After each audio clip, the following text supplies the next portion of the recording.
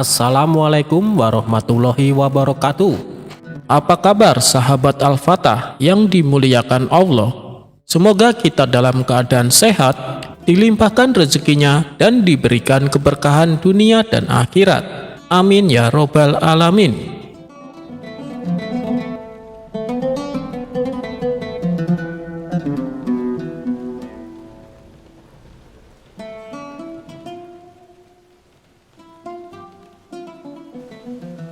Di sebuah desa yang subur di Baghdad, hiduplah seorang peternak sapi yang cerdas dan sukses bernama Abu Nawas. Ia dikenal karena sapi-sapinya yang gemuk dan sehat. Suatu hari, seorang petugas dari istana datang menyamar. Ia ingin menyelidiki peternakan Abu Nawas karena ia mendengar Abu Nawas memiliki metode beternak yang aneh. Petugas itu mendatangi Abu Nawas yang sedang duduk santai di teras rumahnya. "Wahai tuan," sapa petugas itu, "kalau boleh hamba tahu, sapi-sapi Anda ini setiap hari diberi makan apa ya?" tanyanya. Abu Nawas yang sudah tahu siapa orang itu menjawab dengan santai, "Oh, sapi-sapi hamba, setiap hari hanya hamba beri makan rumput-rumput kering saja tuan," jawab Abu Nawas. Petugas itu tersenyum puas. Ia mengeluarkan identitasnya. "Kalau begitu, tuan saya denda karena telah memberi makan sapi-sapi ini secara tidak layak. Rumput kering tidak cukup untuk membuat sapi menjadi sehat. Tuan saya denda sebesar 20 dinar, kata petugas tersebut. Abu Nawas yang cerdik menanggapi dengan tenang. Ia memberikan 20 dinar. Petugas itu pergi dengan wajah sombong. Selang beberapa hari kemudian, petugas itu datang lagi. Ia kembali menanyakan pertanyaan yang sama. "Tuan, sapi-sapi Anda ini setiap hari diberi makan apa ya?" tanyanya. Kali ini, Abu Nawas menjawab dengan berbeda. "Oh, sapi-sapi saya diberi makan keju, hamburger, dan susu. Saya ingin mereka menjadi sapi paling sehat di seluruh Baghdad." Kali ini dugaannya salah. Petugas itu kembali tersenyum licik. "Kalau begitu, tuan saya denda 30 dinar. Tuan telah memberi makan sapi di luar batas kewajaran. Itu adalah pemborosan. Itu adalah dosa," kata si petugas. Lagi-lagi, Abu Nawas hanya tersenyum. Ia merelakan 30 dinar dan petugas itu pergi. Seminggu kemudian, petugas itu kembali lagi. Masih belum puas. Ia kembali menanyakan hal yang sama kepada Abu Nawas. "Wahai tuan," katanya, "hari ini saya ingin tahu, sapi-sapi Anda ini diberi makan apa ya?" Abu Nawas yang sudah kesal memandang petugas itu dengan tatapan tajam. "Begini tuan," katanya, "setiap hari semua sapi ini hamba beri uang masing-masing 3 dirham. Terserah mereka mau makan apa," jawab Abu Nawas. Petugas itu terkejut. Ia tidak bisa berkata-kata. Ia ingin mendenda Abu Nawas, tetapi ia tidak punya alasan. Memberikan uang kepada sapi bukanlah sesuatu yang melanggar aturan. Petugas itu kehabisan akal dan ia tidak tahu harus berbuat apa. Kisah ini sampai ke telinga Baginda Raja. Baginda Raja kemudian memanggil Abu Nawas dan petugas itu. "Wahai Abu Nawas, apa yang kau lakukan?" tanya Baginda Raja. "Apakah kau sengaja membuat petugas ini bingung?" "Ampun Baginda," jawab Abu Nawas, "hamba tidak membuat petugas ini bingung. Hamba hanya memberikan pelajaran yang sangat berharga." "Iya," kata Abu Nawas sambil menunjuk petugas itu, "tidak tahu cara bertanya yang benar. Ia tidak tahu hidup itu tidak bisa diatur dengan aturan yang kaku. Terkadang kita harus membiarkan orang lain untuk memilih jalan mereka sendiri. Dan pelajaran ini," lanjut Abu Nawas, "adalah untuk orang-orang seperti petugas ini yang suka mengganggu orang lain. Hamba telah mengajarkan kepadanya bahwa kecerdikan tidak bisa dibeli, tetapi akal sehat harus dicari." Sejak saat itu petugas itu tidak lagi mengganggu Abu Nawas. Ia tahu Abu Nawas benar, tidak semua hal bisa diatur.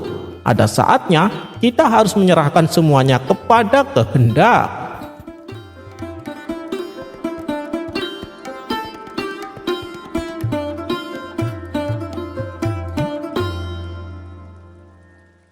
Di sebuah desa dekat Baghdad, hiduplah seorang pria bertubuh kekar bernama Hamid.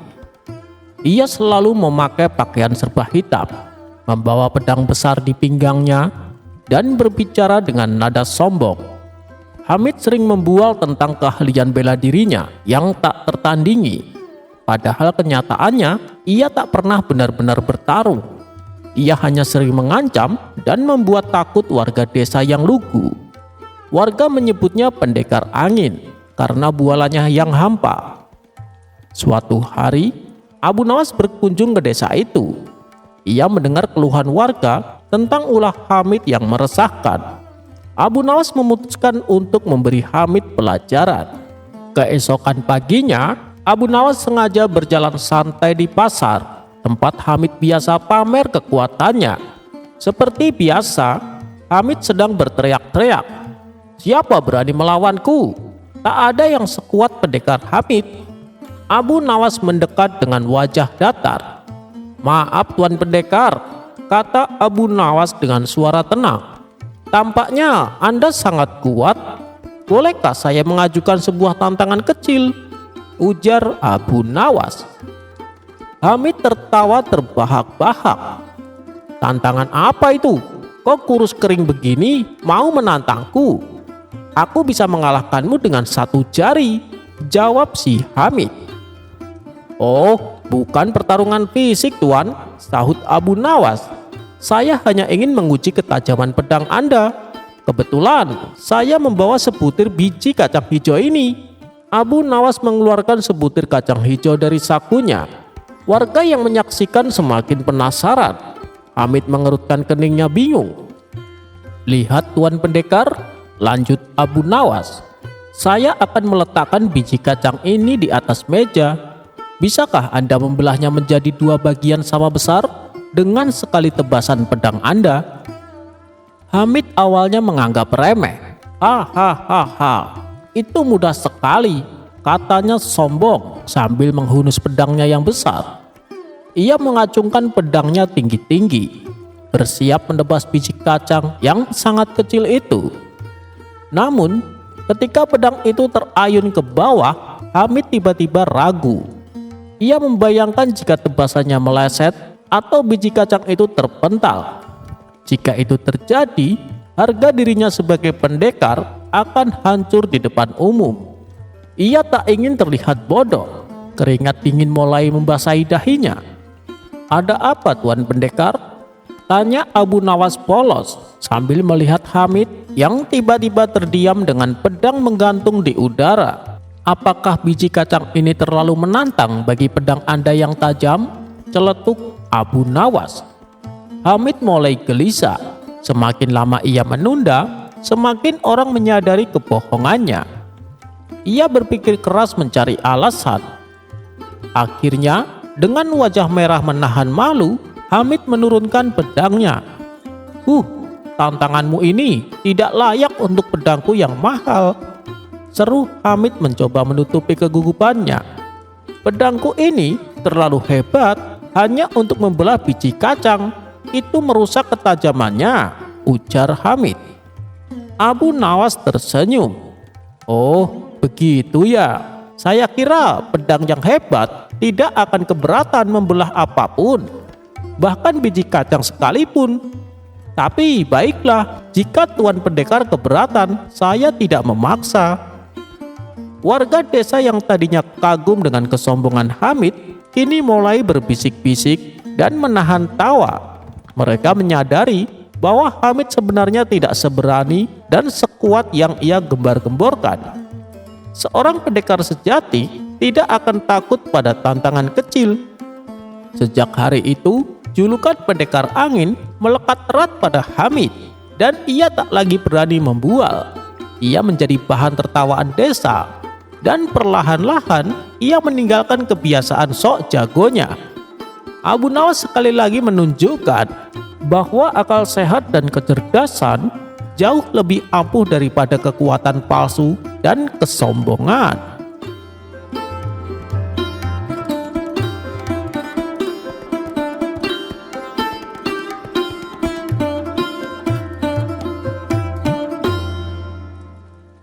Di sebuah desa yang tak jauh dari Baghdad, hiduplah seorang petani bernama Hasan.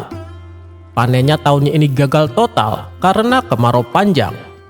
Ia sangat membutuhkan uang untuk membeli benih dan bertahan hidup sampai musim tanam berikutnya. Dengan berat hati Pak Hasan mendatangi Pak Salim, seorang saudagar kaya di desa itu yang terkenal sering meminjamkan uang. "Maaf Pak Salim, bisakah saya meminjam 5 keping dinar? Saya berjanji akan mengembalikannya setelah panen tiba," kata Pak Hasan dengan suara lesu. Pak Salim tersenyum licik. "Tentu saja Pak Hasan, saya selalu siap membantu sesama. Tapi ada sedikit biaya jasa untuk kebaikan hati saya ini. Dan untuk setiap keping dinar yang kau pinjam, kau harus mengembalikannya menjadi 1,5 keping," jawab Pak Salim. Pak Hasan terkejut. 1,5 keping? Itu berarti saya harus mengembalikan 7,5 keping dinar. Itu terlalu banyak Pak Salim. Pak Salim menjawab, "Ambil atau tinggalkan Pak Hasan. Itu sudah harga pasaran. Banyak yang mau meminjam dengan syarat itu," jawab Pak Salim acuh tak acuh. Karena terdesak kebutuhan, Pak Hasan akhirnya setuju. Ia menerima 5 keping dinar itu dengan hati yang berat, merasa seolah ia baru saja menjual sebagian dari jiwanya. Beberapa bulan berlalu, panen berikutnya memang berhasil. Namun Pak Hasan harus menjual sebagian besar hasil panennya hanya untuk membayar utang kepada Pak Salim. Bahkan ia harus berutang lagi untuk memenuhi kebutuhan keluarganya. Hidupnya semakin sulit, terperosok dalam lingkaran setan uang. Kabar tentang penderitaan Pak Hasan dan praktik pinjam-meminjam Pak Salim akhirnya sampai ke telinga Abu Nawas. Abu Nawas tahu apa yang dilakukan Pak Salim adalah riba, sebuah praktik yang sangat dilarang dalam agama dan merugikan orang-orang kecil. Abu Nawas kemudian menemui Pak Salim. "Assalamualaikum Pak Salim, saya dengar Anda sangat dermawan. Banyak orang terbantu oleh pinjaman Anda," sapa Abu Nawas. Pak Salim tersenyum bangga. "Betul sekali Abu Nawas, saya ini suka membantu sesama," jawabnya. "Bagus," kata Abu Nawas. "Kalau begitu, saya juga punya sebuah tawaran yang akan sangat menguntungkan Anda." "Wah, tawaran apa itu?" jawab Pak Salim penasaran. "Begini Pak Salim, saya punya seekor keledai betina yang sangat produktif. Setiap kali ia melahirkan, ia akan melahirkan 2 ekor anak keledai. Padahal induknya hanya 1. Bagaimana jika Anda membeli keledai saya dengan harga tinggi? Dan Anda bisa mendapatkan 2 kali lipat anaknya setiap kali melahirkan," kata Abu Nawas. Mata Pak Salim berbinar. "Itu ide yang luar biasa. Keledai seperti itu pasti akan membuat saya kaya raya. Berapa harganya Abu Nawas?" tanya Pak Salim. "Harga awalnya 20 keping dinar, tapi karena ini penawaran khusus untuk Anda, saya beri diskon sedikit, 20 keping dinar saja. Dan Anda akan melihat keajaiban ini. Ingat, 1 induk, 2 anakan," jawab Abu Nawas. Pak Salim tanpa ragu langsung menyerahkan 20 keping dinar kepada Abu Nawas. Ia sangat gembira membayangkan keuntungan berlipat ganda dari keledai ajaib itu. Beberapa minggu kemudian, Pak Salim datang ke rumah Abu Nawas dengan wajah marah. "Abu Nawas, kau menipuku. Keledaimu itu tidak melahirkan anak 2 ekor. Jangankan 2, 1 ekor pun tidak," seru Pak Salim emosi. Abu Nawas tersenyum tipis. "Oh, benarkah? Keledai itu tidak melahirkan 2 ekor anak? Tidak mungkin. Ia selalu begitu sejak dulu." "Dasar pembohong," teriak Pak Salim. "Mana ada keledai yang melahirkan anak 2 ekor dari 1 induk? Itu tidak masuk akal Abu Nawas," teriak Pak Salim emosi. "Nah, kalau begitu Pak Salim, jika seekor keledai tidak bisa melahirkan 2 ekor anak dari 1 induk, bagaimana mungkin 5 keping dinar yang Anda pinjamkan bisa melahirkan 2,5 keping dinar tambahan tanpa bekerja dan usaha?" jawab Abu Nawas. Pak Salim terdiam, wajahnya memerah. Ia mengerti sindiran Abu Nawas. Sama seperti keledai yang mustahil melahirkan dua anak sekaligus. Uang tidak akan bertambah dengan sendirinya tanpa adanya usaha, risiko, dan kerja keras. Keuntungan yang didapat dari bunga pinjaman tanpa ada pertukaran nilai yang seimbang atau resiko yang ditanggung adalah sesuatu yang tidak adil dan tidak masuk akal. Seperti keledai ajaib yang hanya ada di khayalan. Abu Nawas melanjutkan, "Lihatlah Pak Hasan, Pak Salim. Dia meminjam uang karena kesusahan. Anda mengambil keuntungan dari kesulitannya, tanpa usaha dan tanpa resiko. Bukankah itu sama tidak masuk akalnya dengan keledai yang melahirkan dua anak?" Mendengar itu Pak Salim tertunduk malu. Ia akhirnya menyadari kesalahannya. Sejak hari itu, ia berhenti melakukan praktek riba dan mulai meminjamkan uang dengan cara yang lebih adil dan manusiawi. Ia bahkan membantu Pak Hasan untuk keluar dari jerat hutang. Warga desa pun bersyukur. Berkat kecerdikan Abu Nawas, mereka terhindar dari praktek riba yang merugikan. Dan desa itu kembali damai tanpa ada lagi jerat hutang yang menindas.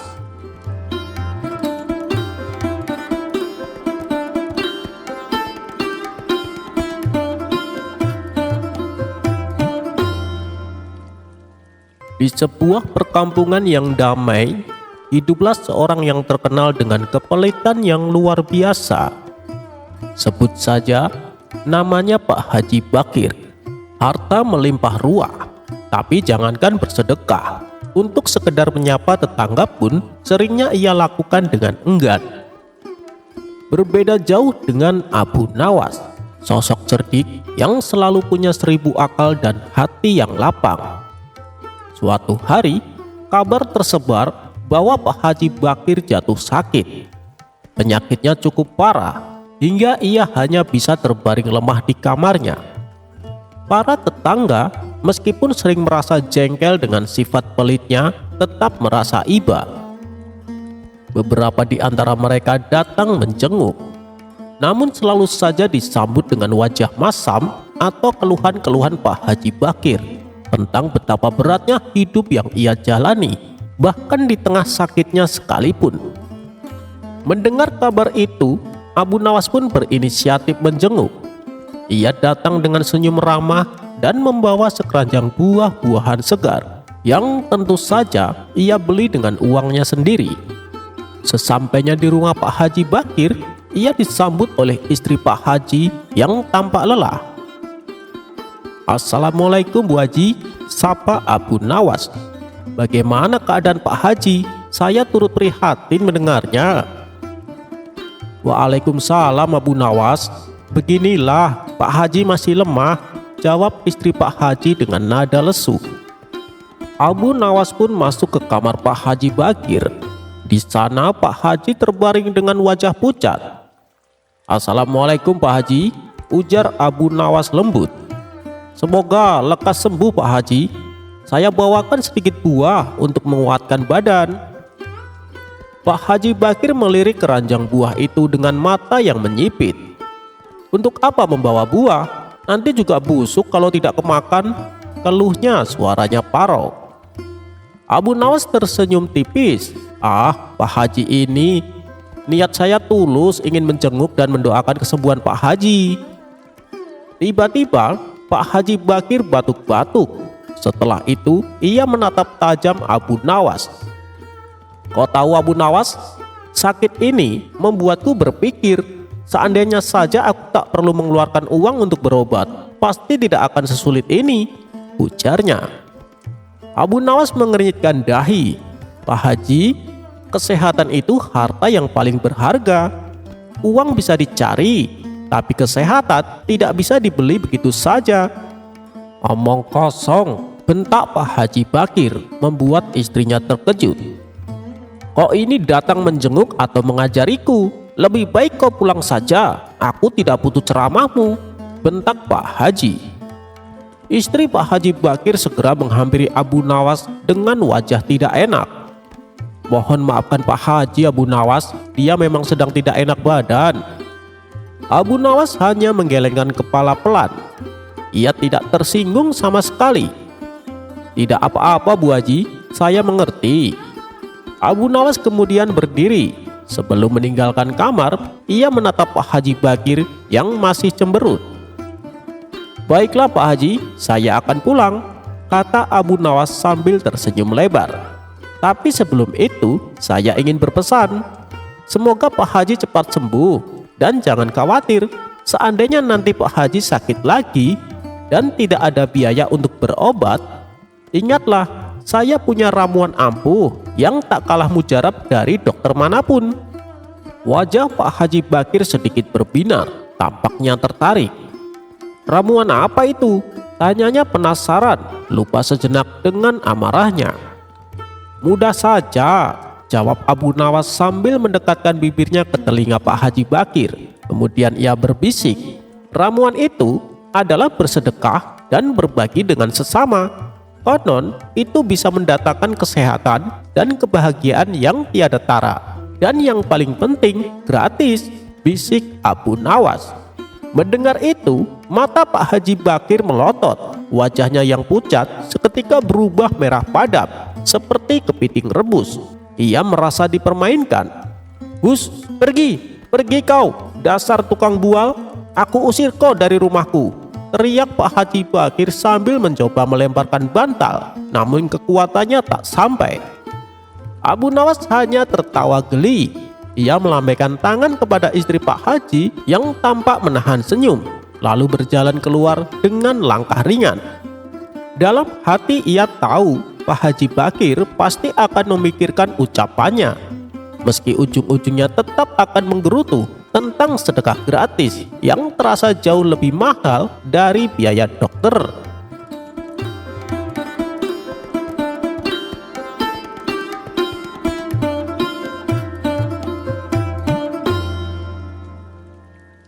Di sebuah pasar yang ramai, Abu Jahil sedang berjalan-jalan dengan sombongnya.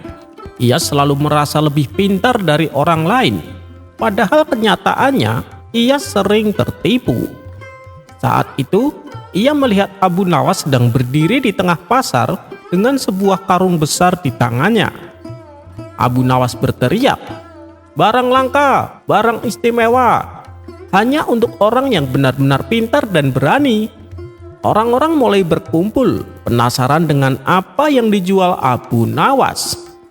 Abu Jahil yang selalu ingin terlihat cerdas langsung maju ke depan. "Apa yang kau jual Abu Nawas?" tanyanya dengan angkuh. Abu Nawas tersenyum licik. "Ah, ini barang spesial, tapi hanya untuk orang yang cukup pintar untuk membelinya tanpa melihat isinya." Abu Jahil mengangkat alis.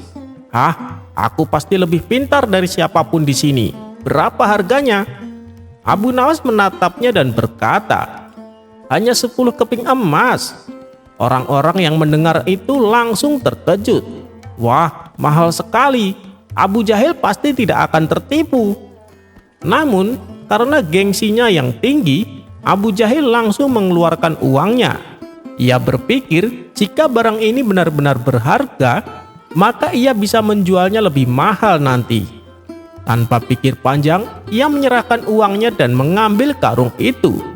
Setelah Abu Nawas pergi, Abu Jahil dengan bangga membuka karungnya di depan semua orang. Dan di dalamnya hanya seekor kucing kurus yang langsung melompat keluar. Orang-orang tertawa terbahak-bahak. Abu Jahil membeli kucing dalam karung. Hahaha. Wajah Abu Jahil langsung merah padam. Ia berteriak marah. "Abu Nawas, kau menipuku." Abu Nawas yang mendengar itu hanya menoleh sambil tersenyum. "Bukan aku yang menipumu Abu Jahil. Kau sendiri yang begitu percaya diri tanpa berpikir panjang. Kucing itu tidak pernah minta dijual, tapi kau membayarnya dengan 10 keping emas." Semua orang kembali tertawa. Sementara Abu Jahil hanya bisa gigit jari. Sejak hari itu, setiap kali seseorang membeli sesuatu tanpa berpikir, jangan sampai seperti Abu Jahil yang membeli kucing dalam karung.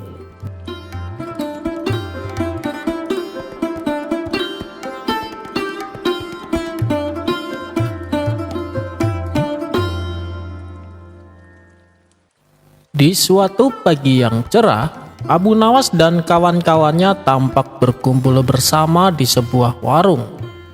Mereka bercerita tentang banyak hal.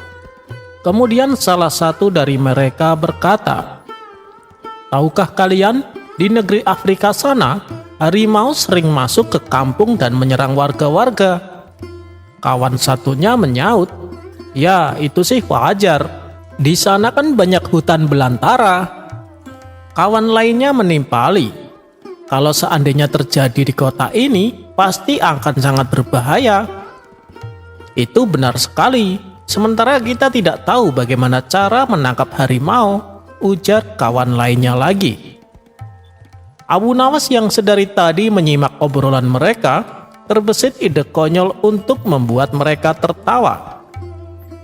Abu Nawas kemudian bangkit dari tempat duduk dan berjalan mengitari warung, sambil menaburkan garam di sekelilingnya. Hal ini tentu saja membuat kawan-kawannya merasa heran. "Hei Abu Nawas, apa yang kau lakukan?" tanya mereka. "Aku ingin agar kalian tidak khawatir lagi," jawab Abu Nawas. "Tidak khawatir? Maksudmu bagaimana Abu Nawas?" tanya mereka bingung. "Dengan menaburkan garam ini, maka harimau tidak akan berani datang ke kampung kita. Dan kalian tidak usah merasa khawatir," jelas Abu Nawas. "Memangnya garam bisa mengusir harimau?" tanya mereka kembali. "Tentu saja bisa, dan sangat efektif," jawab Abu Nawas penuh percaya diri. "Tapi kan di kampung kita tidak ada harimau Abu Nawas," balas mereka. "Nah, tuh kan berhasil. Harimau jadi tidak ada," celetuk Abu Nawas. Sontak mereka pun tertawa terpingkal-pingkal dengan ulah konyol Abu Nawas ini.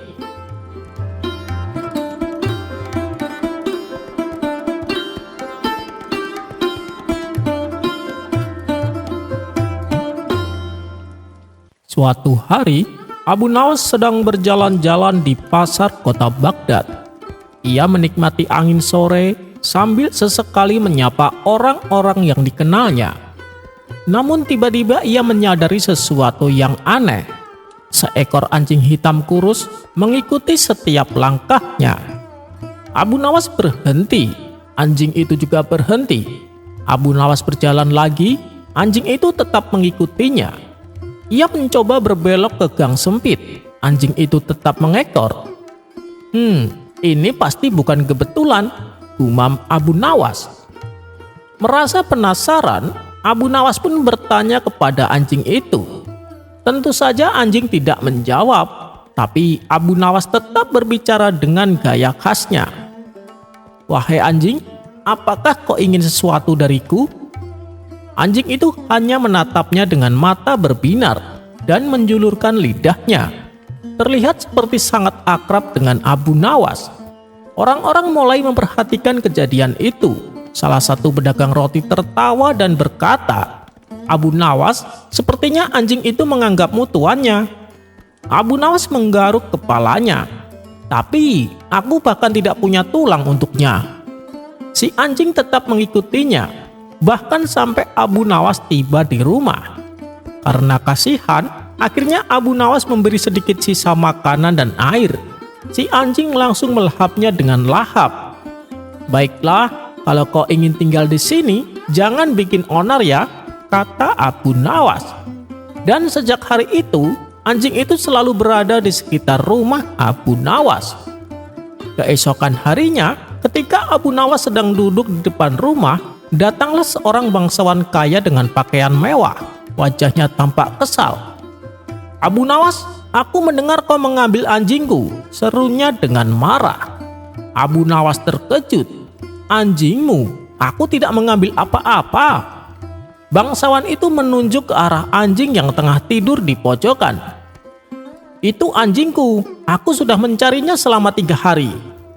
Abu Nawas mengelus jenggotnya. "Oh, kalau begitu, biar kita tanya langsung pada si anjing." Bangsawan itu mengernyitkan dahi. "Apa maksudmu?" Abu Nawas tersenyum licik. "Jika anjing ini memang milikmu, tentu dia akan memilih kembali kepadamu daripada tinggal bersamaku."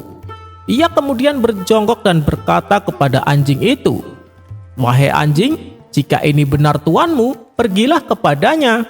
Jika kau lebih suka tinggal di sini, tetaplah di tempatmu." Anjing itu hanya menguap dan tetap duduk di tempatnya. Ia bahkan tidak melirik bangsawan kaya itu. Orang-orang yang berkumpul mulai tertawa. "Wah, tampaknya anjing pun bisa memilih tuan yang lebih baik," seru salah satu warga. Bangsawan itu malu. Ia mencoba memanggil anjing itu dengan manis, tetapi anjing itu tetap tak bergerak. Akhirnya dengan wajah merah padam, bangsawan itu pergi tanpa berkata apa-apa. Sejak hari itu, Abu Nawas semakin terkenal bukan hanya karena kecerdasannya, tetapi juga karena kasih sayangnya kepada makhluk hidup. Ia pun berkata kepada murid-muridnya, kesetiaan itu bukan soal kekayaan atau kemewahan, tetapi soal hati yang tulus. Dan anjing kecil itu, ia tetap tinggal bersama Abu Nawas, setia menemani hari-harinya yang penuh dengan kejutan.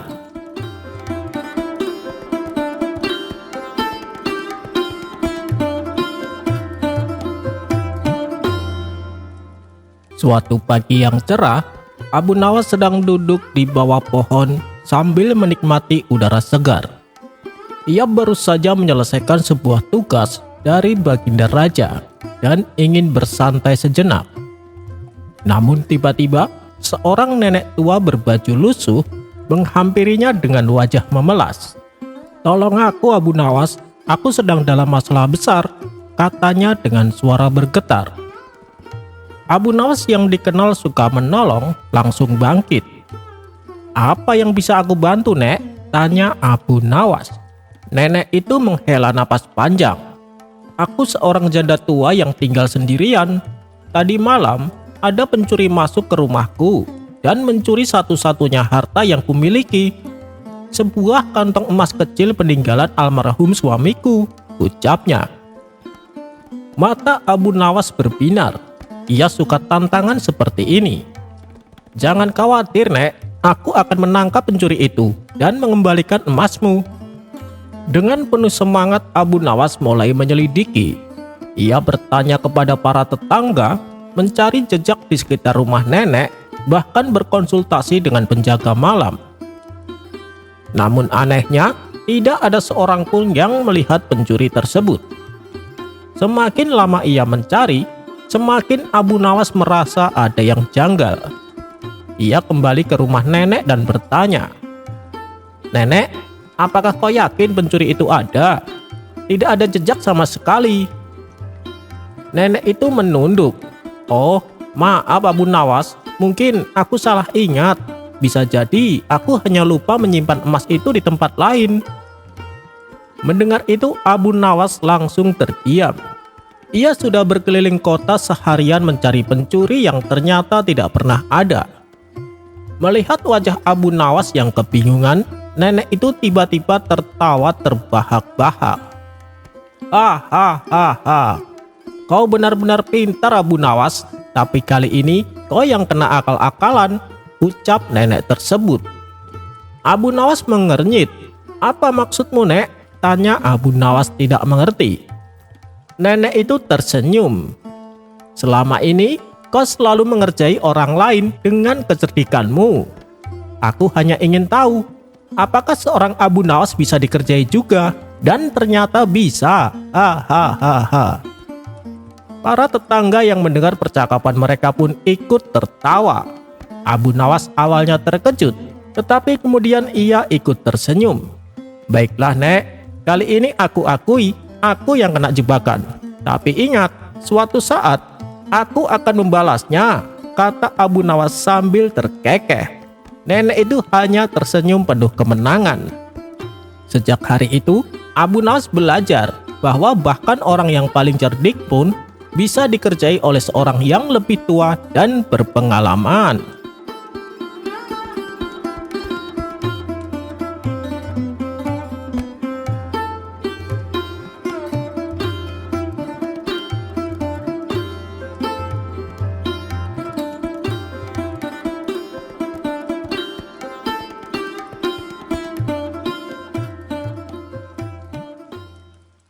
Saat musim kemarau melanda di daerah tempat Abu Nawas tinggal, Abu Nawas memutuskan untuk mencoba hal baru, yaitu berjualan es teh. Dengan cara khasnya, ia tidak sekedar menjual minuman, tetapi menyajikannya dengan ramah dan penuh humor. Warung es teh kecilnya selalu ramai dikunjungi warga. Namun di sisi lain negeri itu, ada seorang menteri yang bernama Abu Jahil. Abu Jahil terkenal arogan, sombong, dan suka meremehkan rakyat kecil. Meski memiliki jabatan tinggi, ia tak pernah bersikap bijaksana. Suatu hari, Abu Jahil sedang berjalan melewati warung es teh Abu Nawas bersama para ajudannya. Melihat Abu Nawas yang sedang sibuk melayani pelanggan, ia tertawa keras dan mulai mengejek. "Hei Abu Nawas, apakah karena tak ada pekerjaan lain sehingga kau terpaksa menjadi penjual es teh? Hahaha. Bahkan aku tak sudi mencicipi minuman itu," kata Abu Jahil dengan nada merendahkan. Abu Nawas yang selalu tenang tersenyum sambil menjawab, "Maaf Tuan Menteri, es teh ini bukan sembarang es teh. Bahkan mungkin lebih berharga dari keputusan-keputusanmu sebagai menteri." Mendengar itu, Abu Jahil merasa terhina. "Berani sekali kau berkata begitu. Minumanmu itu hanya air dingin bercampur gula. Tak ada gunanya dibandingkan kebijakan besar yang kubuat untuk negeri ini." Abu Nawas tetap tersenyum. "Kalau begitu, Tuan silahkan coba segelas es tehku ini. Jika tidak enak, aku akan berhenti berjualan. Tapi jika kau mengakuinya, kau harus meminta maaf kepada semua warga yang selama ini kau remehkan." Karena banyak warga yang menonton, Abu Jahil pun menerima tantangan itu dengan rasa kesal. Kemudian Abu Nawas mengambil segelas es teh dan menyajikannya dengan penuh percaya diri. Abu Jahil meminum es teh itu sambil mencoba tetap memasang wajah angkuh. Namun di luar dugaan, rasa es teh itu begitu segar dan nikmat. Abu Jahil pun terkejut, tapi ia terlalu sombong untuk mengakuinya. "Minuman ini biasa saja," katanya keras-keras. Tapi warga yang ada di sekitar justru memuji-muji es teh Abu Nawas. "Es tehnya segar sekali Abu Nawas," kata seorang warga. "Kenapa seorang menteri seperti Abu Jahil tidak bisa menghargai karya kecil tapi berarti seperti ini?" tambah warga lain. Abu Nawas hanya tersenyum. Ia berkata dengan lantang, "Tuan Menteri, kau bisa meremehkan es tehku. Tapi aku yakin para warga di sini tahu betapa berharganya sesuatu yang sederhana jika diberikan dengan hati." Setelah kejadian itu, semakin banyak warga yang muak dengan sikap Abu Jahil. Mereka mulai membandingkan Abu Jahil yang arogan dengan Abu Nawas yang rendah hati. "Apa gunanya seorang menteri yang hanya bisa menghina rakyat kecil?" kata seorang warga. "Abu Nawas yang cuma penjual es teh saja lebih berguna bagi kami," teriak warga lainnya. Protes demi protes mulai berdatangan. Warga mengirim surat kepada penguasa negeri meminta agar Abu Jahil dicopot dari jabatannya. Penguasa negeri yang bijaksana dan mendengar suara rakyat memanggil Abu Jahil ke istana. Ia berkata, "Abu Jahil, kau telah melupakan tugasmu sebagai pelayan rakyat. Jabatanmu adalah amanah, bukan untuk merendahkan orang lain. Mulai hari ini, kau kupecat dari jabatanmu." Abu Jahil pun pergi dengan rasa malu. Sementara itu, Baginda Raja memanggil Abu Nawas ke istana dan memberinya penghargaan. "Abu Nawas, meski hanya berjualan es teh, kau telah mengajarkan pelajaran besar tentang kerendahan hati dan penghormatan kepada sesama. Teruslah menginspirasi rakyat dengan kebijaksanaanmu." Abu Nawas tersenyum dan berkata, "Es tehku memang sederhana, tapi rasa keadilan dan kebaikan selalu manis Baginda." Warga bersorak gembira. Es teh Abu Nawas semakin laris dan negeri itu pun kembali damai tanpa campur tangan Abu Jahil.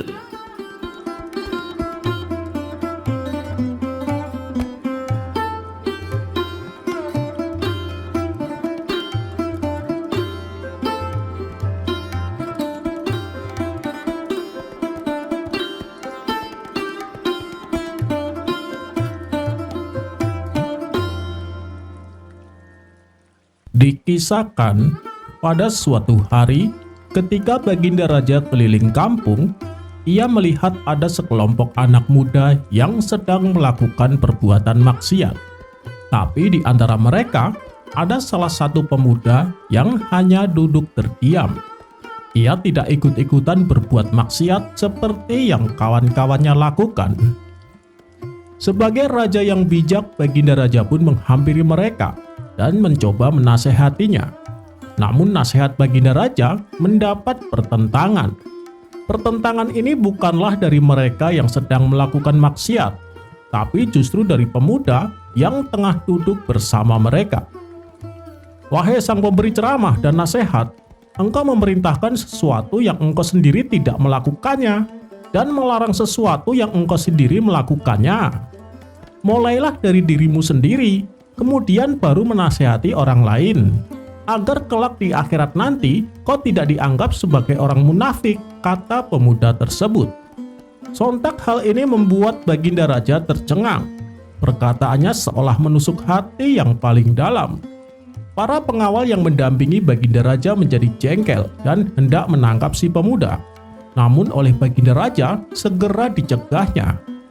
Biarkan dia, apa yang dikatakannya adalah benar, kata Baginda Raja dengan suara lirih. Dan semenjak kejadian itu, Baginda Raja terus meratapi dengan apa yang diucapkannya, sebab hatinya sangat rapuh dan mudah menangis apabila mendengar kata-kata tentang masalah akhirat. Dalam hati ia berkata, pemuda itu sepertinya orang alim, dan meskipun dia duduk bersama ahli maksiat, ia tak gegabah menyalahkan perbuatan mereka. Sedangkan aku masih banyak dosa, tapi dengan mudahnya aku menyalahkan dan menghakimi mereka. Akibatnya Baginda Raja pun selalu dihantui oleh rasa bersalah. Kemudian untuk mengatasi kemelut di hatinya, ia mengadukan hal ini kepada Abu Nawas. Yang Paduka lakukan itu sudah benar, kenapa harus merasa bersalah? Kata Abu Nawas mencoba menenangkan. Tapi Abu Nawas yang mengatakan hal itu adalah pemuda yang alim, dan ini membuatku sangat bersalah, ujar Baginda Raja. Baiklah, begini saja Paduka, kita tawari dia menjadi pejabat istana. Bila dia menolak, berarti nasihat yang diucapkan tulus dari hati hanya karena Allah. Dan atas perbuatannya ini, Paduka harus memenuhi segala kebutuhan hidupnya. Jangan sampai orang yang seperti itu ditelantarkan penguasa, karena Allah akan murka kepada Paduka. Tapi bila dia tertarik dan menerimanya, maka nanti kita hukum saja dia. Kita beri pelajaran agar membuatnya jera, karena telah berani bersikap lancang dengan membawa-bawa nama akhirat, kata Abu Nawas menyarankan. Baginda Raja pun menyetujui saran tersebut. Kemudian ia perintahkan beberapa pengawal untuk membawa si pemuda ke istana. Singkat cerita, datanglah si pemuda menghadap Baginda Raja. Ia lalu dipersilakan duduk di depan meja makan yang sudah disediakan. Tapi ketika ia ditawari makan, ia menolaknya dan berkata, "Aku tak mau makan hidangan dari hasil pajak yang kau bebankan kepada rakyatmu." Baginda Raja membalas, "Demi Allah, hidangan ini aku beri dari uang pribadiku." Akhirnya si pemuda pun mau memakan hidangan tersebut. Karena baru pertama kali makan hidangan istana, ia merasakan kelezatan yang luar biasa. Melihat tingkah pemuda itu, Baginda Raja lalu berkata, "Kalau mau, kau bisa membawa pulang semua makanan ini." Awalnya si pemuda menolak karena tidak enak hati. Tapi karena Baginda Raja terus memaksa, ia pun menerimanya. "Wahai pemuda soleh, sebelum kau pulang, ada yang ingin aku bicarakan." "Apa yang mendorongmu mengatakan hal itu kepadaku? Perkataan tentang akhirat membuat aku kepikiran," ucap Baginda Raja melanjutkan. "Hak Allah yang ada di pundakku, lalu saya tunaikan hak itu kepadamu," jawab si pemuda. Mendengar jawaban tersebut, Baginda Raja semakin kagum kepadanya. Kemudian pada keesokan harinya, si pemuda kembali diundang ke istana. Kali ini ia ditawari menjadi penasehat kerajaan. Ternyata tawaran tersebut langsung diterima oleh si pemuda. Ia juga diberi jubah kebesaran layaknya seorang pejabat istana. Seiring berjalannya waktu, si pemuda mulai terlena dengan kemegahan dunia yang dimilikinya. Disinilah Baginda Raja mulai mengungkit perkataan yang dulu pernah diucapkan si pemuda. "Wahai anak muda, bukankah engkau dulu pernah menasihatiku di hadapan para pelaku maksiat? Bahkan engkau sampai mempermalukan aku," kata Baginda Raja. "Iya, betul yang mulia," balas si pemuda. "Lantas engkau berpaling dan meninggalkan jalanmu sebagai pemberi nasihat?" tanya Baginda Raja. "Wahai Paduka yang mulia, setelah saya berpikir dan merenung, ternyata saya telah keliru mengatakan itu. Saya justru melihat bahwa yang benar adalah ikut berperan serta membantu Paduka menjalankan amanat kekuasaanmu," jawab si pemuda. "Benarkah apa yang kau katakan itu?" "Tidak mungkin, engkau keliru. Engkau telah terjatuh ke dalam lubang jebakan. Waktu itu, di saat engkau mengatakan kata-kata tersebut, kami merasa segan kepadamu. Dan kami berpikir bahwa engkau melakukan itu secara tulus hanya karena Allah, sehingga kami membiarkanmu. Akan tetapi setelah semuanya jelas, ternyata engkau melakukan itu semua karena demi menginginkan dunia. Maka kami memutuskan untuk menjadikanmu sebagai pelajaran bagi yang lain agar tidak ada orang yang berani bersikap lancang kepadaku," bentak Baginda Raja. Kemudian Baginda Raja perintahkan pengawal untuk menangkap si pemuda dan memenjarakannya. Pada keesokan harinya, Baginda Raja memberitahukan kepada Abu Nawas. "Bagaimana Abu Nawas? Apakah tindakanku sudah benar?" tanya Baginda Raja. "Itu adalah keputusan yang tepat, Paduka," jawab Abu Nawas. "Ada kalanya orang memberi nasihat karena menginginkan sesuatu, apalagi yang dinasehati adalah rajanya. Paduka jangan sampai mudah dikelabui oleh orang-orang seperti itu," tutur Abu Nawas melanjutkan. Baginda Raja pun berterima kasih atas saran dan nasihat yang diberikan oleh Abu Nawas.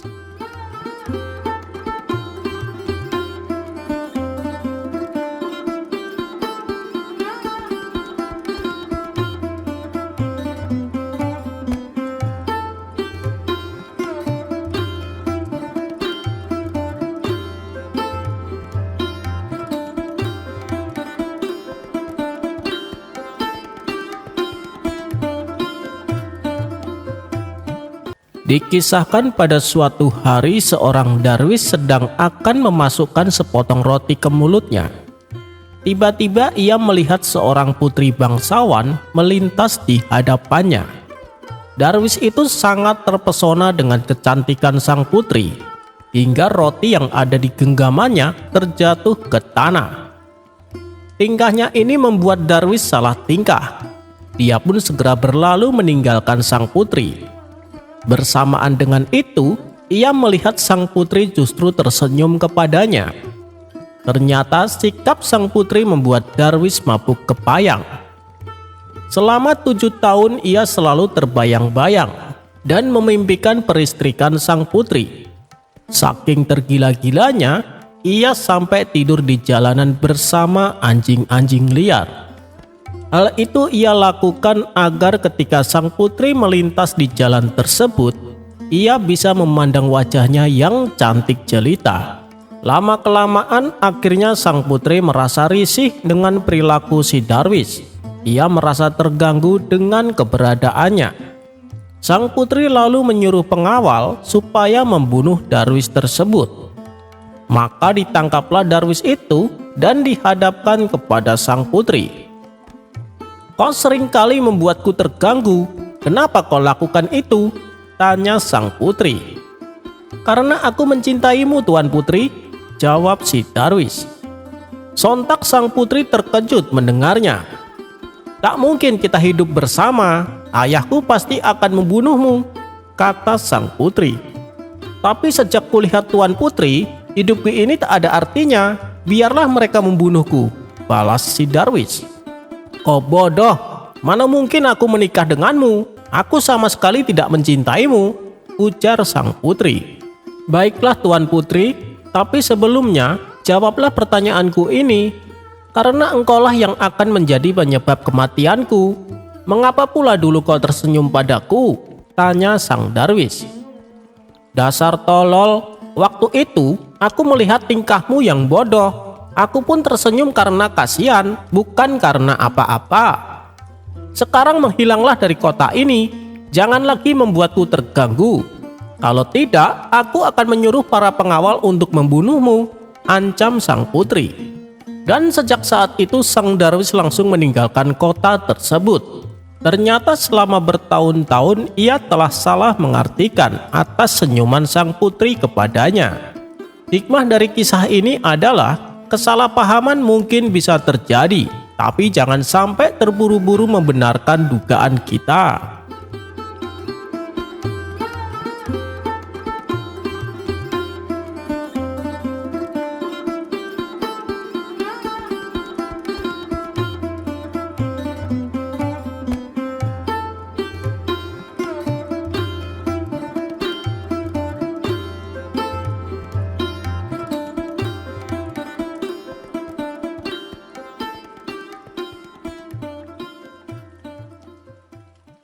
Pada suatu hari, Baginda Raja dan para menteri tampak sedang berkumpul di istana.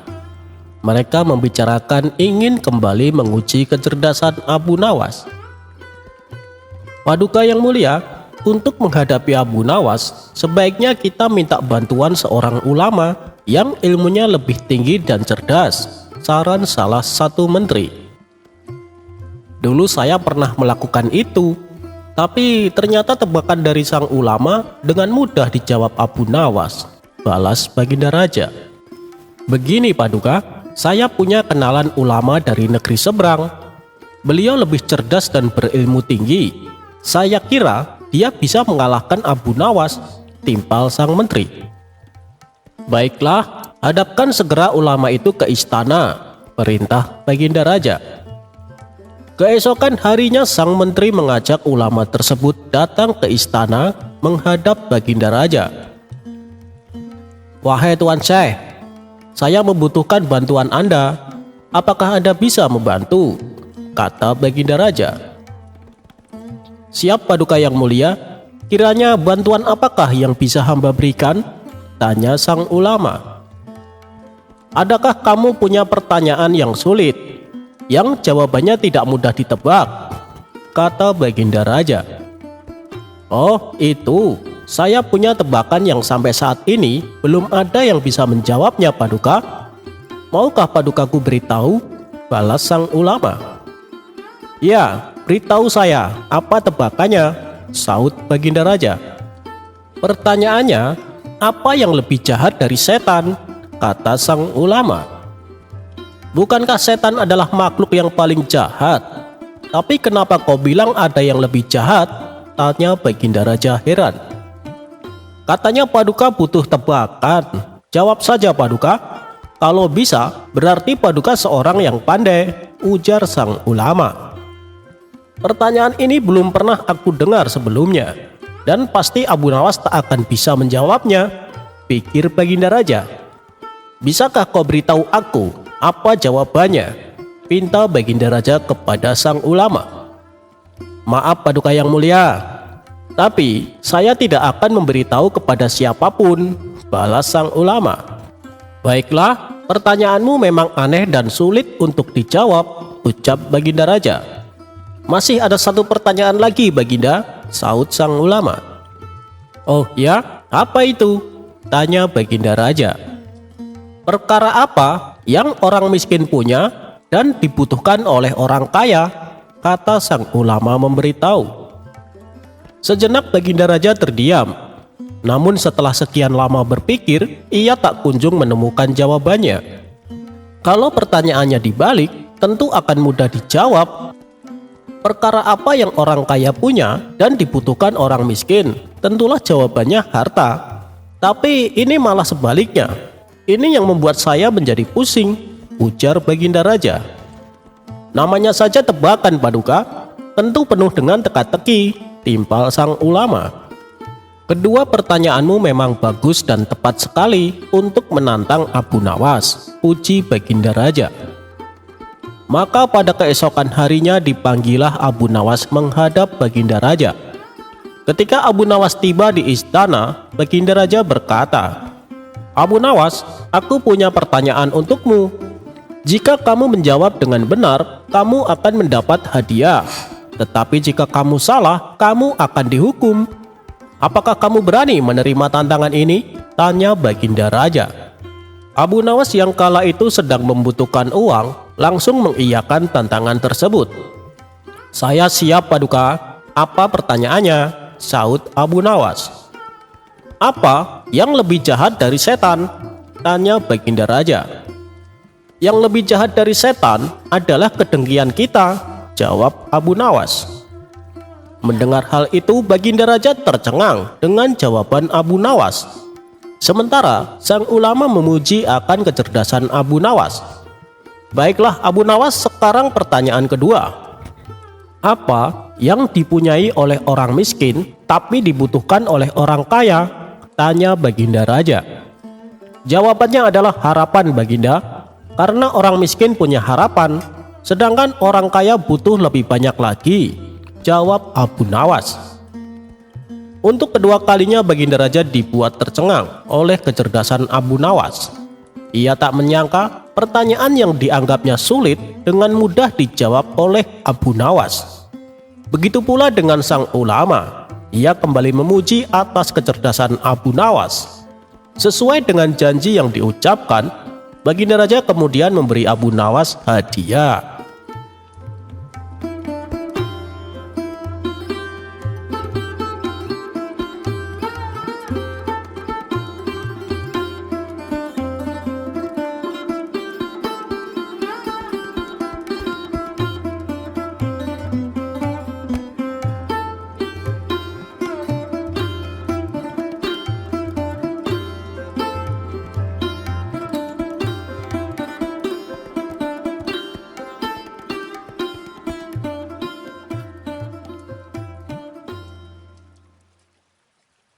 Seperti biasa, saat sedang suntuk, Abu Nawas menghabiskan waktunya dengan berjalan-jalan keliling kampung. Di sebuah tikungan, ia bertemu seorang pemuda yang kelihatan tidak bahagia. Wajahnya terlihat murung sekali, seolah tidak ada sesuatu pun yang bisa membuatnya bahagia. Abu Nawas lalu menghampirinya dan bertanya, "Hei anak muda, kau tampak sangat sedih. Apa yang membuat hatimu gundah?" tanya Abu Nawas. Si pemuda mengangkat tas jelek miliknya dan berkata, "Aku tidak mempunyai apa-apa di dunia ini, kecuali hanya tas jelek ini yang aku punya." Kasihan sekali, batin Abu Nawas. Mendengar itu, sejenak Abu Nawas berpikir bagaimana caranya untuk mengobati kesedihan pemuda itu. Tidak lama kemudian, ia menemukan sebuah ide. Ia mencoba mengalihkan perhatian si pemuda. "Lihat, ada monyet di sana!" teriak Abu Nawas. "Mana?" tanya si pemuda. Saat perhatian si pemuda teralihkan, Abu Nawas langsung merebut tasnya dan membawanya lari. Si pemuda mencoba mengejarnya, tapi Abu Nawas terlalu cepat berlari. Pemuda itu pun menangis sekeras-kerasnya. "Kembalikan padaku tas itu! Itu harta milikku satu-satunya!" teriaknya sambil menangis. Setelah jaraknya sudah agak jauh, Abu Nawas menaruh tas si pemuda itu di tengah jalan. Ia pun lalu pergi ke semak belukar. Tidak lama kemudian, si pemuda datang dan melihat tasnya. Dengan penuh bahagia si pemuda segera berlari dan mengambilnya. "Alhamdulillah, tasku! Aku kira aku telah kehilangan tas ini," ucapnya sambil tersenyum senang. Abu Nawas pun ikut tersenyum dari balik semak belukar. Akhirnya, ia bisa juga bergembira. Ia tahu caranya bersyukur, walaupun hanya punya tas jelek, kata Abu Nawas dalam hati. Kemudian Abu Nawas keluar dari persembunyiannya dan menghampiri pemuda tersebut. "Hei, bukankah kamu tadi yang mencuri tasku?" ucap si pemuda penuh emosi. "Sabar dulu, wahai pemuda, saya tidak bermaksud mencuri tasmu. Saya hanya ingin mengajarkanmu bersyukur, meskipun hanya mempunyai tas jelek," ujar Abu Nawas. "Iya, benar. Kamu benar sekali. Terima kasih telah mengingatkanku betapa pentingnya rasa bersyukur, balas si pemuda. Keduanya akhirnya terlihat akrab. Abu Nawas selalu mengajaknya jalan-jalan. Di sepanjang perjalanan, Abu Nawas selalu menghiburnya dengan cerita-cerita lucu. Sesekali si pemuda tertawa dan terlihat sangat bahagia. Tidak berapa lama, mereka berdua berpapasan dengan rombongan pelayat yang sedang mengiringi jenazah. Terlihat sang istri jenazah berjalan di belakang keranda sambil menangis dan meratapi kepergian suaminya. Ratapannya terdengar samar-samar namun tetap jelas. Abu Nawas dan si pemuda menyimak suara ratapan dari istri jenazah tadi. "Suamiku, kenapa kau pergi begitu cepat? Apa yang akan kau lakukan di tempat sempit itu? Tempat yang bahkan selembar tikar pun tidak ada di sana," kata istri jenazah itu meratapi. Abu Nawas yang sedari tadi menyimak perkataan istri jenazah itu, lantas melempar pandangan kepada si pemuda yang berjalan bersamanya.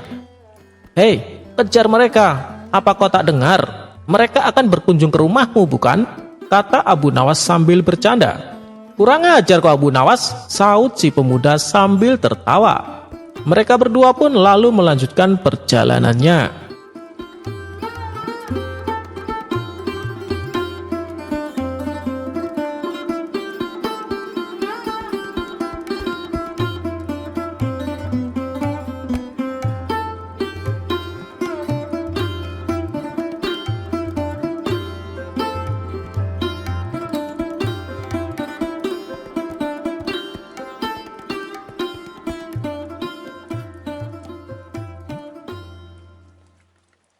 Di suatu malam sehabis menunaikan sholat Isya, Abu Nawas duduk santai di depan rumahnya.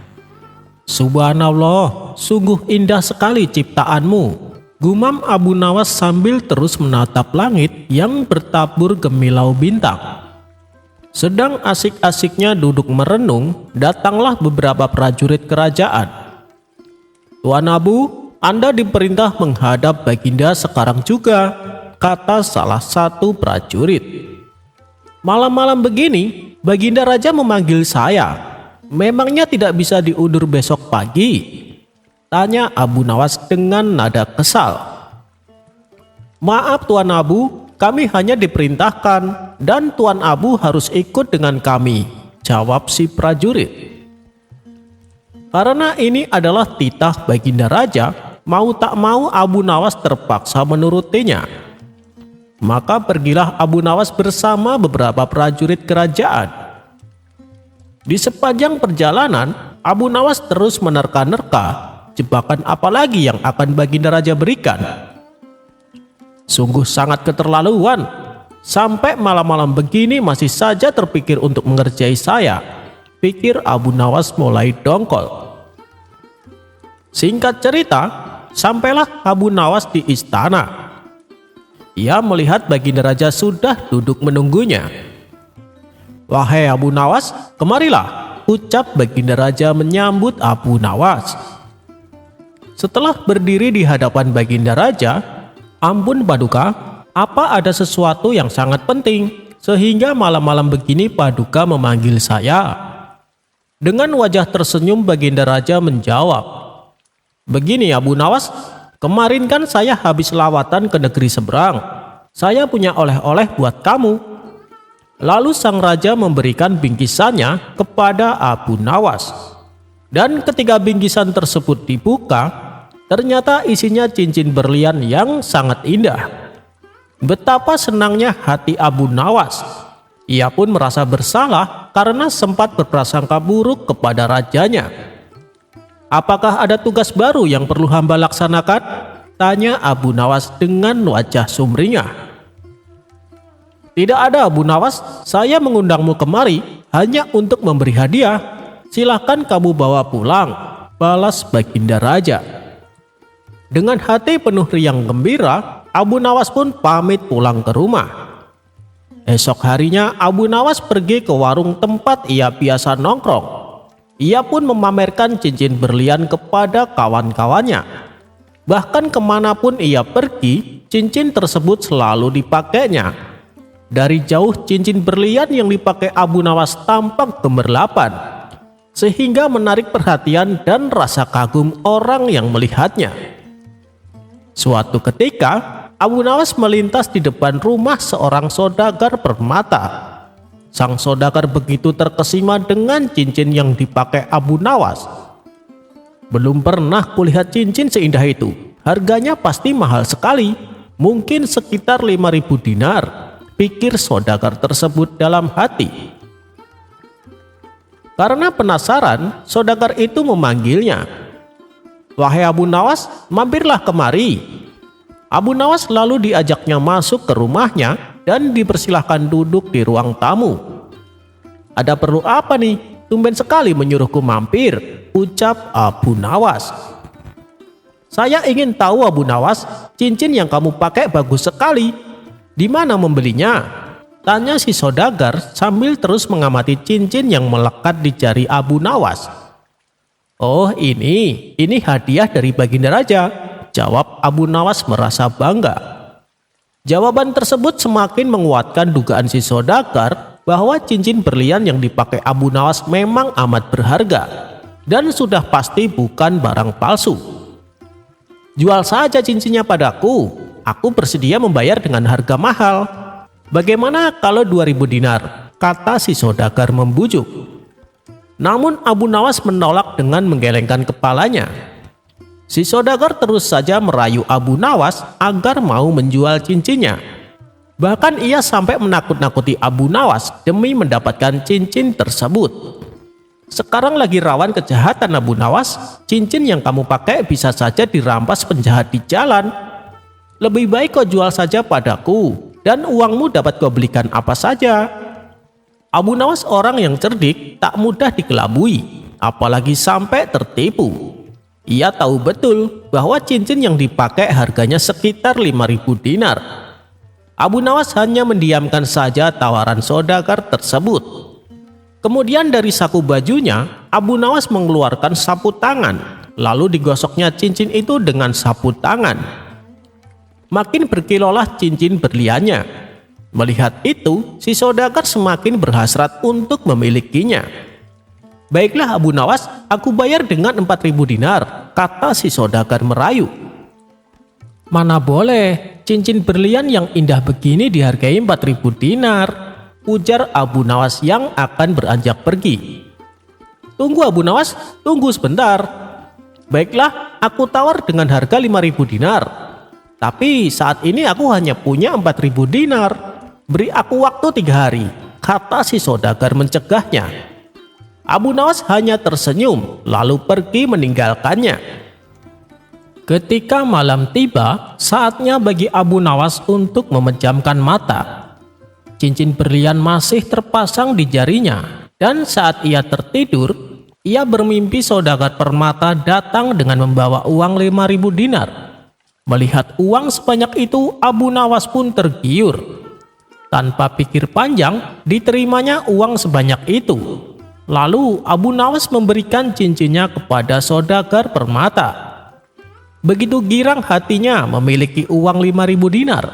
Saking senangnya sampai Abu Nawas bercingkrak-cingkrak, sehingga keseimbangan badannya menjadi goyah. Abu Nawas pun terjatuh. Sambil menahan rasa sakit, Abu Nawas segera terbangun. Ternyata ia terjungkal dari tempat tidurnya. Yang pertama-tama ia amati adalah cincin di jarinya. Mengapa cincin ini masih ada di jariku? Padahal uang pembayaran dari saudagar permata sudah aku terima, pikir Abu Nawas merasa heran. Esok harinya ia menceritakan mimpinya itu bukan saja kepada istrinya, tetapi juga kepada tetangga-tetangganya. Bahkan kepada semua orang yang berjumpa dengannya diceritakanlah perihal mimpinya itu.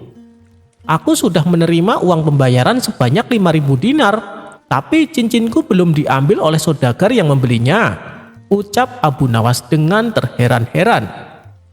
Mimpi Abu Nawas yang aneh itu segera beredar dari mulut ke mulut. Akhirnya saudagar permata itu pun mendengarnya. Padahal aku belum merasa memberikannya. Kalau begitu, aku berhak mengambil cincin itu, pikir saudagar permata. Bukankah Abu Nawas pun mengaku kalau dia telah menerima uang pembayaran dariku? Lanjutnya dalam hati. Saat itu juga ia berangkat menuju rumah Abu Nawas. Setibanya di sana ia langsung berkata, "Wahai Abu Nawas, mana cincin berlian yang sudah aku beli?" Mendengar itu Abu Nawas menjadi kaget. Tapi sahut Abu Nawas tersendat. "Jangan pura-pura lupa Abu Nawas, semalam aku sudah membayarmu 5.000 dinar bukan?" kata saudagar itu. "Iya, betul, tapi ada 2 hal yang masih harus kita sepakati. Pertama, harga 5.000 dinar itu masih terlalu murah. Genapilah jadi 6.000 dinar. Yang kedua, karena cincin permata itu pemberian Baginda Raja, serah terima cincin itu harus disaksikan pula oleh Baginda. Dengan kesaksian Baginda, engkau pun pasti akan yakin bahwa cincin itu memang benar-benar pemberian Baginda Raja," ujar Abu Nawas. "Baiklah Abu Nawas, nanti di hadapan Baginda Raja aku tambah 1.000 dinar," timpal saudagar tersebut. Setelah Abu Nawas bersiap-siap, mereka berdua lalu berangkat menuju istana menghadap Baginda Raja. Di tengah perjalanan, si saudagar merasa heran dengan penampilan Abu Nawas. "Mengapa jarimu kau balut dengan sapu tangan?" tanya si saudagar. "Tempo hari kan kamu memperingatkan aku kalau sekarang lagi rawan kejahatan. Aku khawatir ada penjahat yang akan merampas cincinku. Makanya aku tutupi cincinku dengan sapu tangan," balas Abu Nawas. "Betul itu Abu Nawas, saya sangat setuju," kata si saudagar membenarkan. Sesampainya di istana, Abu Nawas dan saudagar permata segera menghadap Baginda Raja. "Paduka yang mulia, saya ingin menjual cincin yang Paduka berikan," kata Abu Nawas membuka percakapan. "Kenapa mau kau jual dan kepada siapa kau menjualnya?" tanya Baginda Raja. "Itu hak saya Paduka, bukankah Paduka sudah memberikannya padaku? Saya mau menjualnya kepada saudagar permata di samping saya." Iya, terserah kamu, itu memang sudah hak kamu," ujar Baginda Raja. Abu Nawas lalu membuka balutan sapu tangan di jarinya. Kemudian ia menunjukkan cincinnya kepada Baginda Raja. "Bukankah cincin ini pemberian Paduka?" tanya Abu Nawas. Baginda Raja terkejut melihat cincin yang terpasang di jemari Abu Nawas. Terlebih lagi saudagar permata, sebab cincin yang dipakainya kali ini terbuat dari tembaga dan agak sedikit berkarat. "Bukan itu cincin yang saya mau beli, tapi cincin berlian yang pemberian Baginda Raja," protes si saudagar. "Inilah cincin pemberian Baginda Raja, kalau tidak percaya silahkan tanya sendiri," timpal Abu Nawas. Dalam hati Baginda Raja hanya tersenyum. Macam-macam saja akal Abu Nawas, pikir Baginda Raja. Cincin tembaga itu juga memang pemberian dari Baginda Raja, tapi sebelum ia memberikan hadiah cincin yang berlian. "Betulkah ini cincin pemberian Paduka Raja?" tanya saudagar permata. "Iya, benar, itu cincin pemberianku," jawab Baginda Raja. Mendengar itu saudagar permata menjadi gemeteran. "Sesuai perjanjian, kau akan membayar 1.000 dinar di hadapan Baginda Raja. Mana uangnya? Berikan padaku," pinta Abu Nawas. Tapi kata saudagar permata tak percaya. "Tepati janjimu, kamu harus bayar 1.000 dinar kepada Abu Nawas," perintah Baginda Raja kepada si saudagar. Saudagar itu terpaksa mengeluarkan uang 1.000 dinar. Tanpa berkata sepatah kata pun, diberikannya uang itu kepada Abu Nawas. Lalu ia pun melangkah pergi. "Hei, tunggu dulu," seru Abu Nawas. "Kenapa cincinnya tidak kau bawa?" teriaknya. Saudagar permata itu tak mau menoleh. Ia merasa sangat kesal telah dikerjai Abu Nawas.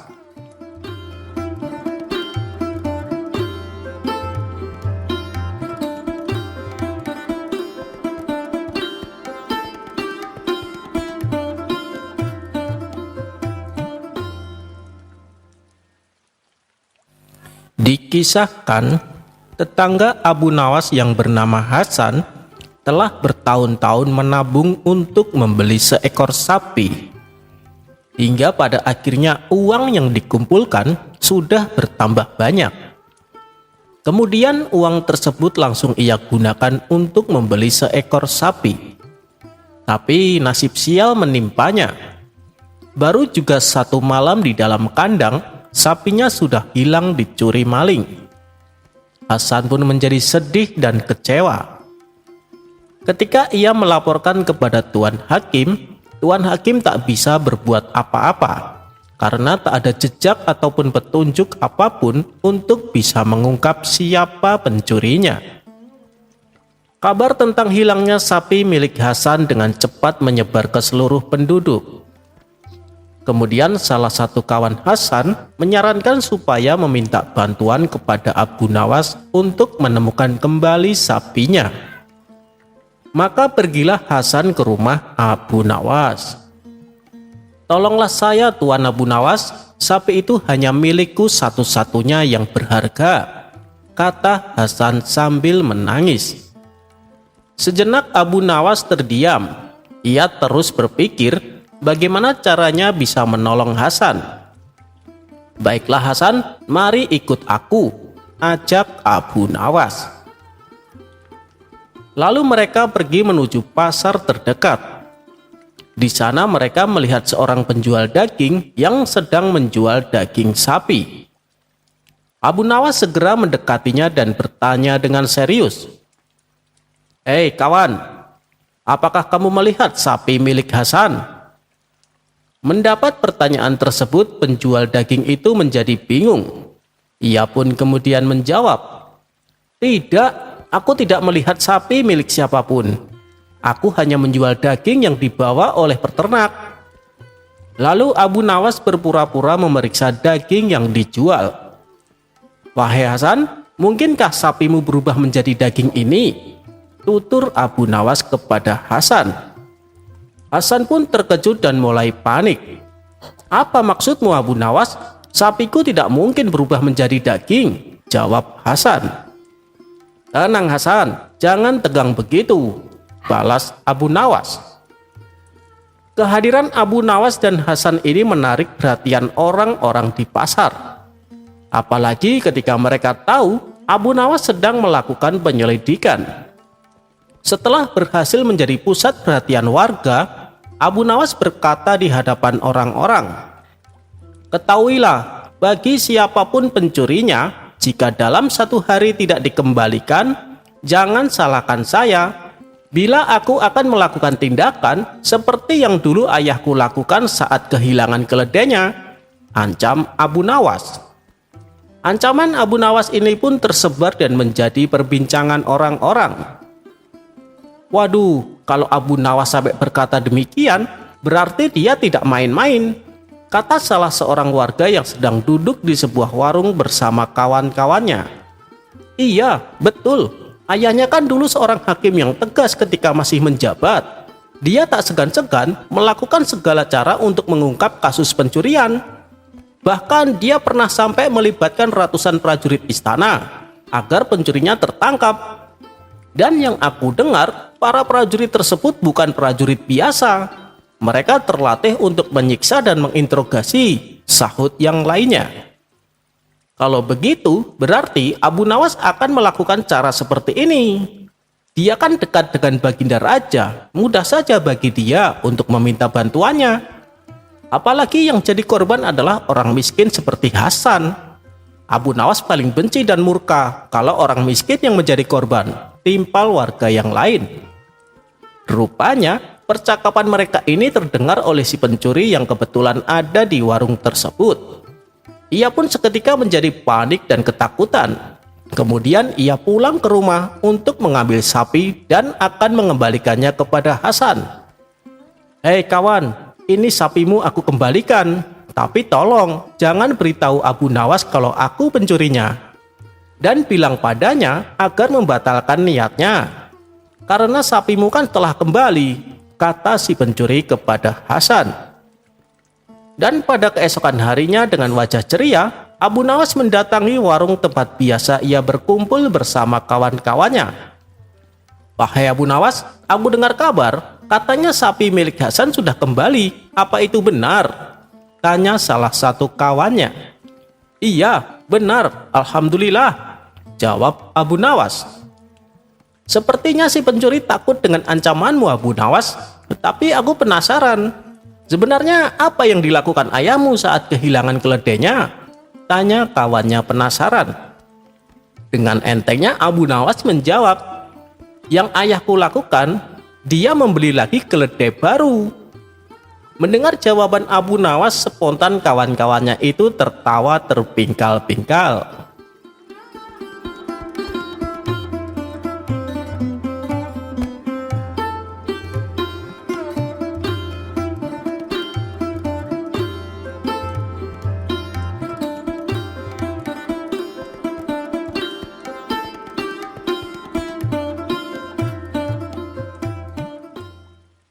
Abu Nawas dalam kesehariannya dikenal sangat sederhana. Namun ia memiliki tetangga yang tidak henti-hentinya memusuhi, yakni Abu Jahal. Setiap kali Abu Nawas membeli suatu barang, Abu Jahal merasa panas. Ia tidak suka melihat Abu Nawas bahagia dengan barang baru yang dimiliki.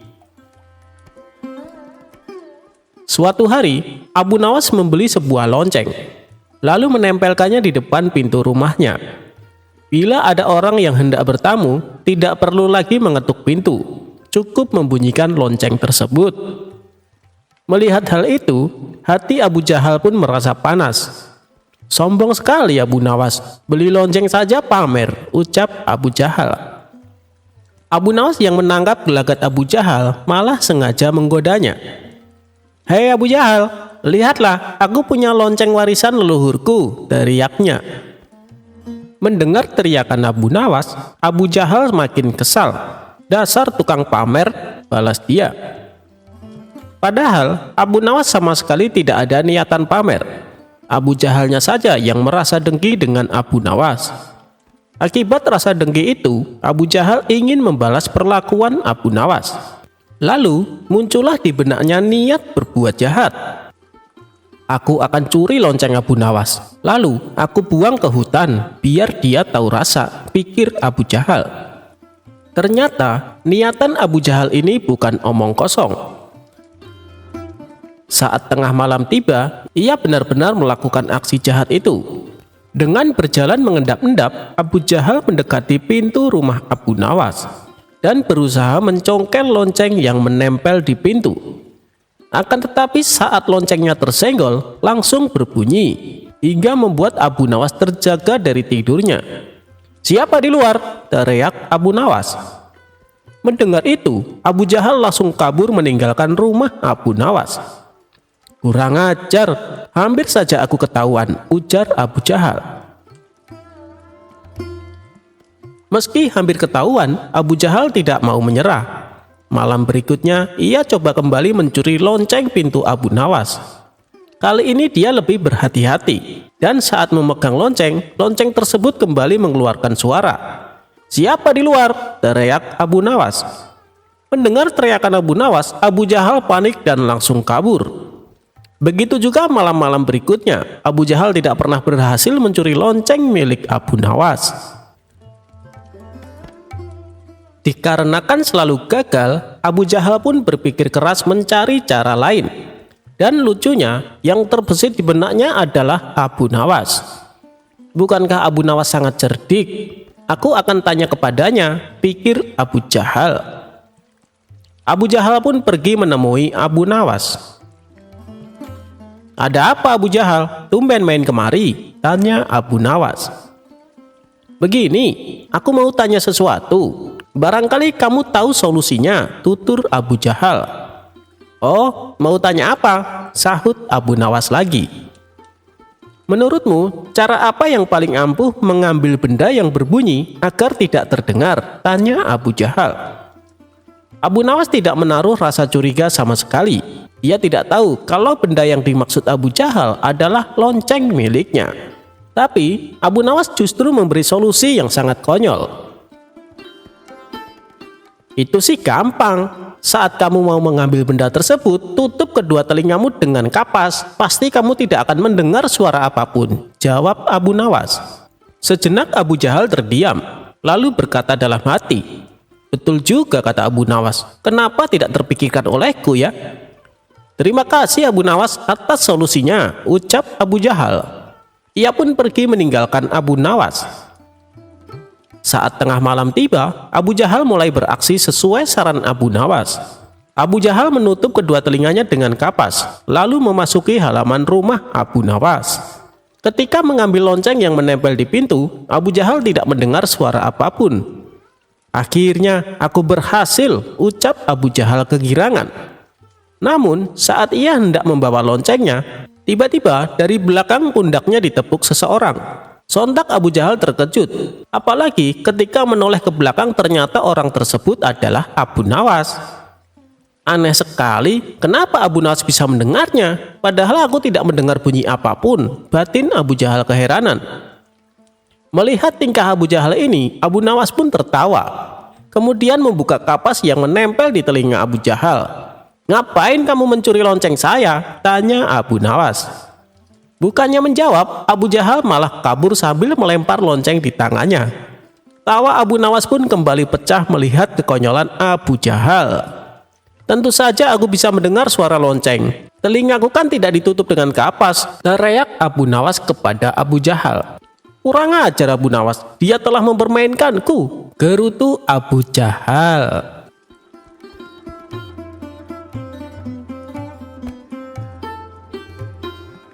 Memasukkan unta ke dalam lubang jarum.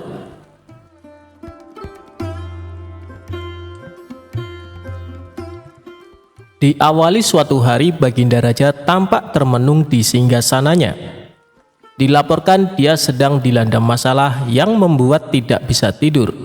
Tapi masalah yang dihadapi hanya Baginda Raja sendiri yang tahu. Ia sengaja merahasiakan dari orang-orang sekitar, baik kepada penasehat istana maupun Abu Nawas selaku sahabatnya tempat berkeluh kesah. Ingin rasanya Baginda Raja melupakan masalah yang menimpanya. Kalaupun bisa lari menghindar, tentulah ia akan melakukannya. Tapi kenyataannya, permasalahan yang dihadapi terasa seperti mengikutinya kemanapun Baginda Raja pergi.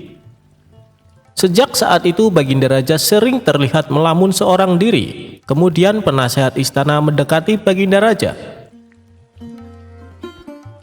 "Maaf Paduka yang mulia, hamba perhatikan belakangan ini Paduka terlihat murung. Hamba khawatir Paduka nanti jatuh sakit. Apakah ada sesuatu yang Paduka pikirkan?" tanya penasehat istana. "Tidak ada apa-apa, aku baik-baik saja. Kau urusi saja pekerjaanmu," jawab Baginda Raja dengan memalingkan wajahnya. Penasehat istana pun hanya terdiam. Ia merasakan gelagat bahwa Baginda Raja sedang dilanda masalah besar.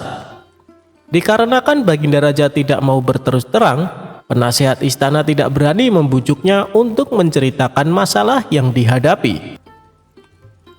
Makin hari sikap Baginda Raja makin tertutup, bahkan kini enggan menerima tamu. Hal ini membuat para pejabat istana sangat khawatir. Apa yang harus kita lakukan? Makin hari Baginda Raja terlihat mengkhawatirkan. Ini sangat buruk untuk kondisinya. Jangan sampai Baginda Raja jatuh sakit, kata salah seorang menteri. Aku juga cemas melihat sikap Baginda Raja belakangan ini. Aku sudah coba membujuknya supaya mau menceritakan masalah yang dialami, tapi ia malah memalingkan wajah. Baginda Raja memilih menutup diri, beber penasehat istana. Saya ada saran, bagaimana kalau masalah ini kita sampaikan kepada Abu Nawas? Biasanya dia tahu solusinya, ujar salah satu dari menteri. Iya, saya setuju dengan saran tersebut, balas lainnya. Maka beberapa menteri istana segera mendatangi rumah Abu Nawas. Melihat yang datang adalah para menteri, Abu Nawas sempat terkejut. Biasanya yang diutus Baginda Raja adalah prajurit istana. Kenapa kalian yang datang? Tanya Abu Nawas. Kami kesini bukan diutus Baginda Raja, tapi atas kemauan sendiri, jawab para menteri. Kemudian para menteri ini memberitahu Abu Nawas tentang keadaan yang menimpa Baginda Raja. Kami semua sudah berusaha memberi perhatian, Tapi Baginda Raja selalu menutup diri, kata salah satu menteri. Baiklah, aku akan coba menghiburnya. Mari kita ke istana sekarang, ajak Abu Nawas. Singkat cerita, Abu Nawas menghadap Baginda Raja. Ia lalu bercerita kisah-kisah jenaka di hadapan Baginda Raja, berharap bisa terhibur dan tertawa. Tapi ternyata tidak ada reaksi apapun. Baginda Raja hanya terdiam, malah meninggalkan Abu Nawas, lalu masuk ke kamarnya. Selepas Baginda Raja pergi, para menteri segera menghampiri Abu Nawas. "Bagaimana ini Abu Nawas? Kamu lihat sendiri kan?" ucap mereka. "Sepertinya Baginda Raja sedang mengalami masalah berat. Biarkan aku pulang dulu, aku akan memikirkan cara untuk mengatasi masalah ini," ucap Abu Nawas. Setibanya di rumah, Abu Nawas terus memikirkan cara terbaik memecahkan masalah ini. Setelah berpikir cukup lama, akhirnya Abu Nawas menemukan ide cemerlang. Esok harinya, Abu Nawas pergi ke pasar. Di hadapan orang-orang, Abu Nawas berteriak, "Apakah di antara kalian ada yang bisa memasukkan unta ke lubang jarum?" Mendengar pertanyaan Abu Nawas, semua orang yang di sana merasa heran. Salah satu dari mereka lalu menjawab, "Mana mungkin bisa, itu perkara yang mustahil." Dengan lantang Abu Nawas membalas, "Tidak ada perkara yang mustahil. Jangankan aku, anak kecil pun bisa. Kalau kau memang bisa, coba tunjukkan kepada kami," pinta mereka. "Maaf kawan-kawan, sayangnya aku hanya bisa membuktikannya bila di hadapan Baginda Raja," jawab Abu Nawas. Begitulah seterusnya, setiap ada keramaian orang ataupun perkumpulan, Abu Nawas selalu mengatakan hal yang sama. Akhirnya kabar tentang Abu Nawas bisa memasukkan unta ke lubang jarum sampai juga hingga telinga Baginda Raja. Awalnya, Baginda Raja tidak terlalu memperdulikannya. Tapi lama-kelamaan timbul juga rasa penasaran pada dirinya. Maka diperintahkanlah beberapa pengawal istana memanggil Abu Nawas. "Tuan Abu Nawas, Anda diperintahkan Paduka untuk datang ke istana," ucap seorang prajurit. "Benarkah?" tanya Abu Nawas memastikan. "Benar Tuan Abu Nawas," jawab prajurit. "Rencanaku akhirnya berhasil," pikir Abu Nawas. "Oh iya, bagaimana kondisi Baginda Raja sekarang?" tanya Abu Nawas lagi. "Baginda masih sering mengurung diri dan sering tampak termenung," jawab salah satu prajurit. "Baiklah, aku akan ke sana sekarang," balas Abu Nawas. Tidak lama kemudian, Abu Nawas sampai di istana menghadap Baginda Raja. "Wahai Abu Nawas, aku dengar kau bisa memasukkan seekor unta ke lubang jarum. Kau bersedia membuktikannya bila di hadapanku. Benarkah itu?" tanya Baginda Raja. "Benar Paduka yang mulia," jawab Abu Nawas. "Bagaimana mungkin? Aku rasa itu perkara yang mustahil," balas Baginda Raja. "Di dunia ini tidak ada yang mustahil Paduka," ujar Abu Nawas. "Baiklah, sekarang coba kau buktikan," perintah Baginda Raja. "Caranya mudah saja Paduka. Kita tinggal membuat jarum yang lubangnya lebih besar daripada seekor unta. Dengan begitu, kita bisa memasukkan dengan mudah. Bahkan anak kecil pun bisa," jawab Abu Nawas menjelaskan. "Kalau caranya seperti itu, semua orang pun bisa melakukannya. Berarti kau telah menipu semua orang, termasuk aku," ucap Baginda Raja. "Hamba tidak pernah menipu siapapun, dan hamba juga tidak pernah menipu Paduka. Hamba tidak pernah mengatakan bahwa jarum yang hamba maksud adalah jarum kecil," balas Abu Nawas. "Ya, itu benar. Tapi apa maksud dari pernyataanmu ini?" tanya Baginda Raja. "Hamba hanya ingin mengatakan ada hikmah dari pernyataan ini," jawab Abu Nawas. "Hikmah? Hikmah dari mana?" tanya Baginda Raja heran. "Bukankah tadinya Baginda Raja tidak percaya kalau hamba bisa memasukkan unta ke lubang jarum? Tapi setelah hamba jelaskan, Baginda Raja baru mempercayainya. Begitu juga dengan permasalahan yang sedang kita hadapi. Sebesar apapun masalah, sebesar apapun bebannya, Tapi kalau hati kita lebih besar, hati kita lebih luas saat menghadapinya, maka semua masalah akan terasa lebih ringan. Itulah gambaran seekor unta bila dimasukkan ke lubang jarum. Sepintas saat kita menghadapinya pasti itu mustahil dilakukan. Tapi bila hati kita luas dan besar, maka pikiran kita juga akan mengikuti. Dan pada akhirnya, masalah yang kita anggap mustahil diatasi menjadi mudah dan ringan untuk dijalani.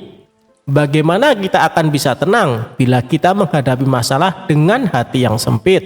Tutur Abu Nawas. Seketika Baginda Raja terdiam. Ia terus merenungi ucapan Abu Nawas. Suasana pun mendadak menjadi hening.